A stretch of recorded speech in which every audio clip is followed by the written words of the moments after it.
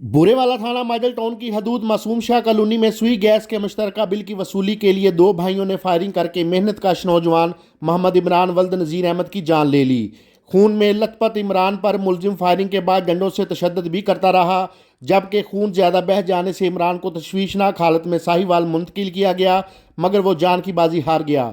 वकुआ की इतला मिलते ही डीएसपी बुरेवाला जफर इकबाल डोगर ने मुलजमान की फौरी गिरफ्तारी के लिए टीमें रवाना कर दी और हस्पताल में मकतूल के विरसा को इंसाफ की मुकम्मल फराहमी की यकीन दहानी करवाई। ਇਹ ਸਾਡੇ ਮਸਾਏ ਸੀ ਜੀ, ਜਿਹੜੇ ਮੁੰਡੇ ਨੇ ਵਕੂਆ ਪਾਇਆ ਹੈਗਾ ਸਾਡੇ ਮਸਾਏ ਸੀਗੇ। ਬਿੱਲ ਦਾ ਰੌਲਾ ਸੀਗਾ, ਬਿੱਲ ਆਇਆ ਜੀ ਇਹਨਾਂ ਨੂੰ 18,000 ਰੁਪਈਆ, ਔਰ ਇਸ ਤੋਂ ਪਹਿਲੇ ਬਿੱਲ ਆਉਂਦੇ ਰਹੇ 500-700 ਹਜ਼ਾਰ ਰੁਪਈਆ, 1200 ਰੁਪਈਆ। ਇਹਨਾਂ ਨੇ ਕਿਹਾ ਜੀ 18,000 ਬਿੱਲ ਆਇਆ। ਸਾਡਾ ਦਿਲ ਨਹੀਂ ਮੁਤਮਿਨ ਹੋਇਆ, ਅਸੀਂ ਇਹਨਾਂ ਨੂੰ ਕਿਹਾ ਸਾਨੂੰ ਬਿੱਲ ਦਿਖਾਓ। ਇਹਨਾਂ ਨੇ ਬਿੱਲ ਨਹੀਂ ਦਿਖਾਇਆ ਹੈਗਾ।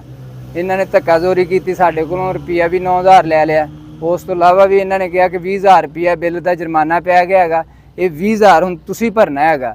ਫਿਰ ਮੈਂ ਉਹਨੂੰ ਕਿਹਾ ਉਹਦੇ ਵੱਡੇ ਭਰਾ ਨੂੰ, ਮੈਂ ਕਿਹਾ ਯਾਰ ਤੂੰ ਭਾਈ ਇਸ ਤਰ੍ਹਾਂ ਕਰ ਕਿ ਮੇਰੇ ਤੋਂ ਡੇਲੀ 300-400 ਰੁਪਈਆ ਲਈ ਜਾ, 300-400 ਰੁਪਈਆ ਮੈਂ ਦੇ ਸਕਦਾ, ਇਹ ਮੇਰੀ ਔਕਾਤ ਆ। ਮੈਂ ਰਕਸ਼ਾ ਚਲਾਉਂਦਾ ਹੈਗਾ, ਜੋ ਮੈਨੂੰ ਬਚਦਾ ਹੈਗਾ ਉਹਦੇ 'ਚੋਂ ਮੈਂ ਕੁਛ ਤੈਨੂੰ ਦੇ ਦਿਆਂਗਾ, ਕੁਛ ਆਪਣੇ ਬੱਚਿਆਂ ਦਾ ਨਿਜ਼ਾਮ ਚਲਾਵਾਂਗਾ। ਲੇਕਿਨ ਉਹਨੇ ਕਿਹਾ ਕਿ ਨਹੀਂ, ਮੈਂ ਲੈਣੇ ਆ, ਮੈਨੂੰ ਲੈਣੇ ਆਉਂਦੇ ਆ।